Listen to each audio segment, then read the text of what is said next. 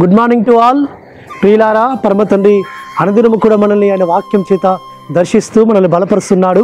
కాబట్టి అనుదిన గ్రూప్లో వస్తున్న లేఖన భాగం మనం చూసుకుంటుంటే యెషయా గ్రంథము 36వ అధ్యాయము 15వ వచనంలో యెహోవా మనల్ని విడిపించును. అవును ప్రియులారా, పరమ తండ్రి రక్తంతో కడగబడిన తన బిడ్డలను, ఆయనకు ఆత్మతో నింపబడిన ఆయన బిడ్డలను, ఆయన కందృష్టి ఉంచిన ఆయన బిడ్డలను ఆయన ప్రతి విధమైన శత్రువు యొక్క కుయుక్తి నుంచి, కుట్ర నుంచి విడిపిస్తాడు సుమా.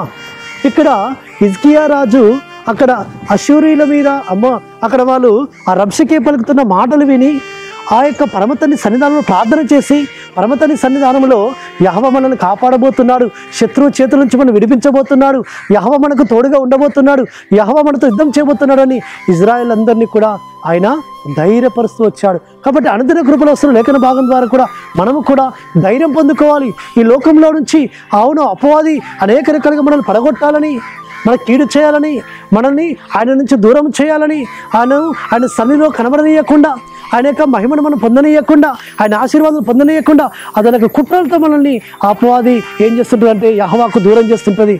అయితే యెహోవా మాత్రము అపవాది కుట్ర నుంచి, అపవాది కుయుక్తి నుంచి, అపవాది విసురుతున్న వల నుంచి మనల్ని విడిపిస్తాడు. ఆయన యెహోవా మనల్ని విడిపించును.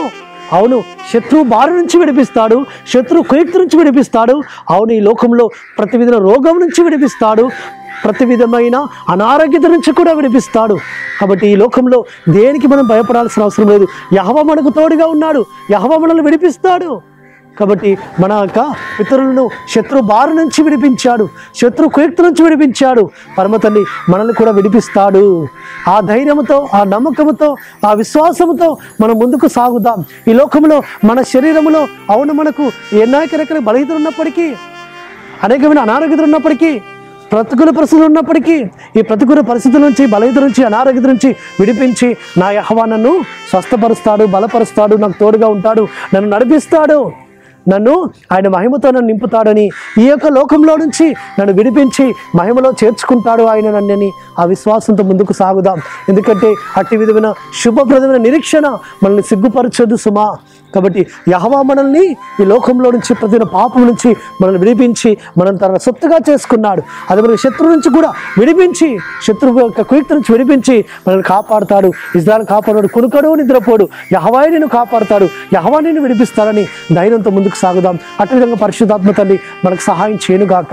ప్రార్థన చేసుకుందాం. పరలోకందున్న మా తండ్రి, సర్వోన్నతుడా, శత్రు కుయుక్తి నుంచి, కుట్రల నుంచి మనం విడిపించి మీరు మనం కాచి కాపాడిన ఆదురు తండ్రి, నీకు స్తోత్రములు.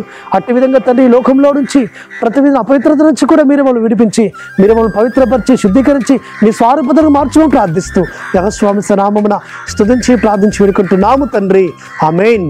సర్వోన్నతుడు, సర్వాధికారైన యెహోవా కృపా కనికరము నిరంతరము తోడుగా ఉండి మనల్ని ఆయన నడిపించును గాక. ఆమేన్.